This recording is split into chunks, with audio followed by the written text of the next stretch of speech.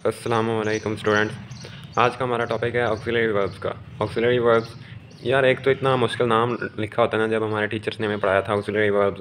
फिर आगे auxiliary verbs की दो टाइप्स हैं जी, primary auxiliary verbs and modal auxiliary verbs. फिर आगे प्राइमरी ऑक्सिलरी वर्ब्स क्या हैं।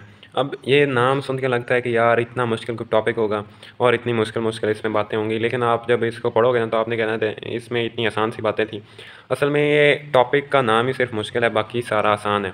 और हम ये पढ़ क्यों रहे हैं, हमने ये नहीं पढ़ना, असल में हम बेस बना रहे हैं। हमने एक बहुत इंपॉर्टेंट टॉपिक करना है आगे चल के अगले लेक्चर में, जो एमडी कैट का सबसे फेवरेट क्वेश्चन है, वो तो आना ही आना होता है। तो उसके लिए हम ये बेस बना रहे हैं उसके लिए। ठीक है, तो शुरू करते हैं आज का टॉपिक। हम ऑक्सिलरी वर्ब्स क्या होते हैं, इसकी दो टाइप्स हैं, प्राइमरी एंड मॉडल। किसी ने ये नहीं पूछना पेपर में कि टाइप्स बताओ इसकी, या प्राइमरी वर्ब्स कौन से होते हैं।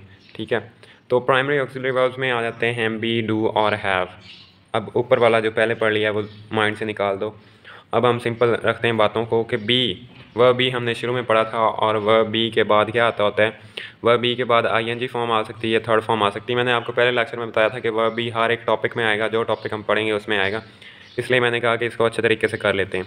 अब वह बी की 8 फॉर्म्स भी थी, मैंने आपको बताया, is, are, am, was, were, been, being, ये थी, और इनके बाद आईएनजी फॉर्म और थर्ड फॉर्म आ सकती है। ठीक है, अब ये तो बात होगी जब ये हेल्पिंग वर्ब के तौर पर आएगा। अब अगर ये मेन वर्ब के तौर पर आता है, मतलब एक ऐसा सेंटेंस है जिसके अंदर कोई और वर्ब नहीं है, सिर्फ वर्ब भी है, तो फिर इसका क्या रूल होगा। तो उसके बाद इसके अंदर नाउन भी आ सकता है, जैसे कि आप देखो ये इज़ अ बॉय, ये नाउन आ गया इसके बाद वर्ब बी के बाद। अब इसके बाद एडजेक्टिव भी आ सकता है, जैसे ही इज़ सैड टुडे, अब एडजेक्टिव आ गया इसके बाद। ठीक है, इसके बाद तीसरी कंडीशन ये है कि इसके बाद फुल इन्फिनिटिव भी आ सकता है। फुल इन्फिनिटिव मैंने आपको बताया था कि दो चीज़ें होती हैं, एक होता है बेयर इन्फिनिटिव, एक होता है फुल इन्फिनिटिव। बेयर इन्फिनिटिव का मतलब होता है वर्ब की बेस फॉर्म ही होती है लेकिन उसके साथ टू नहीं लगा होता है, और फुल इन्फिनिटिव का मतलब होता है कि वर्ब की पहली फॉर्म होती है और उसके साथ टू लगा होता है, ये फुल इन्फिनिटिव होता है। अब यहाँ पर आप देख लो कि फुल इन्फिनिटिव भी आ सकता है वर्ब बी के बाद, जैसे it is better for me to rest, verb be आया और उसके बाद फुल इन्फिनिटिव आ गया। ठीक है, if a joint were to pick the England, ये आपकी बुक से एग्जांपल ली हुई है, और ये भी आपकी बुक से एग्जांपल ली हुई थी, वो आगे डिस्कस करते हैं। If a joint were to pick, ठीक है, वर टू पिक, वह भी आया, उसके बाद हमने फुल इन्फिनिटिव लगा दिया। It is better for me to die, ये भी आपकी बुक से एग्जांपल ली हुई है, शेख सादी वाले चैप्टर से है। It is better for me to die, ये वह भी आया, उसके बाद ये फुल इन्फिनिटिव आ गया। ऊपर ये आपकी बुक से एग्जांपल है, देयर वाज, जिनमें नाउन भी आ सकता है, एडजेक्टिव भी आ सकता है। There was a small man in the hallway, ठीक है, वह भी आया, और उसके ये डाला शुरू वाले चैप्टर से है, बटन बटन वाले चैप्टर से, small man in the hallway. ठीक है, ये वह भी हो गया, ये तो हमने सिर्फ रिवीजन ही किया है। उसके बाद आ जाता है उससे भी आसान सा टॉपिक जो हमने पहले पढ़ लिया है, और अगर नहीं भी पढ़ा तो आप लोगों को आता होगा, वह हैव जो है वो मेन वर्ब के तौर पर भी आ सकता है। मेन वर्ब में ये क्या करता है, पोजेशन शो करता है, जैसे I have a pen, possession show करता है, मलकियत। उसके बाद ये हेल्पिंग वर्ब के तौर पर भी आ सकता है। हेल्पिंग वर्ब इसमें किन 3 फॉर्म्स होती हैं ना, हैज़, हैव, हैड, इनमें से कोई भी आ जाए, कोई भी, तो इसके बाद हम लोग वर्ब की थर्ड फॉर्म यूज़ करते होते हैं।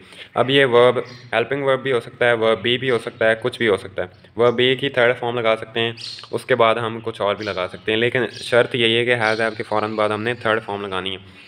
जैसे कि Ali has gone to school, ये थर्ड फॉर्म आ गई, लेकिन दे हैड बिन डूइंग। अब कोई बंदा कहेगा कि यहाँ पे तो आईएनजी फॉर्म लगी हुई है।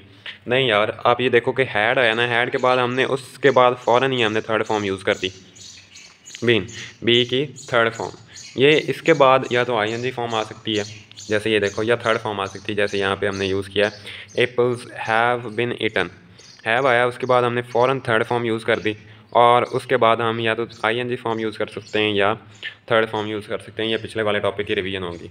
अब आगे ये वाली बात आप लोगों के लिए नहीं होगी कि हैड बेटर, हैड बेटर भी प्राइमरी ऑक्सिलरी वर्ब है। इसका क्या असूल है, इसके बाद बेयर इन्फिनिटिव यूज़ होता है। ठीक है, इसके बाद हम लोग बेयर इन्फिनिटिव यूज़ करते हैं।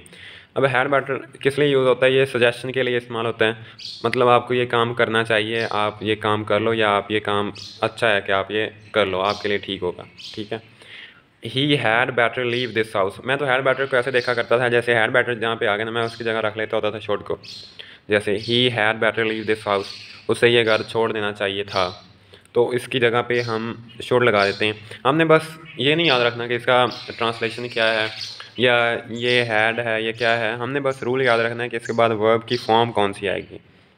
तो इसकी जगह पे हम एक सेकंड के लिए रख लेते हैं he should leave this house. जब हम शुड लगाएंगे तो उसके बाद हमें पता है कि हम फुल इन्फिनिटिव भी नहीं लगा सकते और वर्ब की सेकंड थर्ड कोई और फॉर्म नहीं लगा सकते सिवाय बेयर इन्फिनिटिव के। ठीक है, you had better crack Emily CAT. ठीक है, ये देखो वर्ब की फर्स्ट फॉर्म आई, बेयर इन्फिनिटिव आया। अब क्वेश्चन ये भी आ सकता था ना कि हैड बेटर की जगह हैव बेटर या हैज़ बेटर आ सकता है, जैसे ही हैज़ बेटर स्माइल। अब बंदे कहते हैं कि यार ये तो पास में लिखा हुआ ना, शायद प्रेजेंट परफेक्ट वाला यूज़ करें तो हैड आ जाए या हैज़ आ जाए या हैव आ जाए, तो ऐसा नहीं होना। हमेशा इसकी जगह हैड बेटर ही आता होता है। ठीक है, he had better smile, had better उसके बाद स्माइल हम लोग यूज़ करते होते हैं। ये एक बहुत ही ज़्यादा यूज़ होने वाला सेंटेंस है हैड बेटर, और इसकी बहुत कम फॉर्म जिसे हम बहुत कम यूज़ करते हैं वो है हैड बेस्ट। अब कोई चीज़ जो हमने उसे सजेशन दी कि आप ये कर लो आपके लिए अच्छा है, अब उसी को ज़्यादा फोर्स करना होना हमने कि ये कर लो आपके लिए ये अच्छा है, इससे अच्छा कुछ और हो ही नहीं सकता, उस वक्त हम हैड बेस्ट यूज़ करते हैं। लेकिन ये इतना ज़्यादा यूज़ नहीं होता, इतना ज़्यादा कॉमन नहीं है। इसके बाद भी बेयर इन्फिनिटिव यूज़ होता है हैड बेटर की तरह। ठीक है, बिल्कुल सेम रूल इसी का है, he had better leave this house, bare infinitive आ गया। अब इसका क्वेश्चन भी यही है कि हैव और हैज़ यूज़ किया जा सकता है, तो नहीं, हैव और हैज़ नहीं यूज़ किया जा सकता, हैड और हैड ही हमेशा यूज़ होगा। ठीक है, ये छोटा सा लेक्चर था, मैंने कहा थोड़ा सा आपकी बेस बना दूं, जो आगे हम टॉपिक इंपॉर्टेंट करने जा रहे हैं। तो आई होप बस ये एक चीज़ नई थी, बाकी चीज़ें आपने पहले ही पढ़ी हुई थी। आई होप आप लोगों को थोड़ा बहुत समझ आया होगा। मिलते हैं आपसे अगली वीडियो में। कोई भी क्वेश्चन हो यार कमेंट बॉक्स में कर दिया करो, मैं उसका आंसर दे दिया करूँगा। मिलते हैं अगली वीडियो में। अल्लाह हाफ़िज़।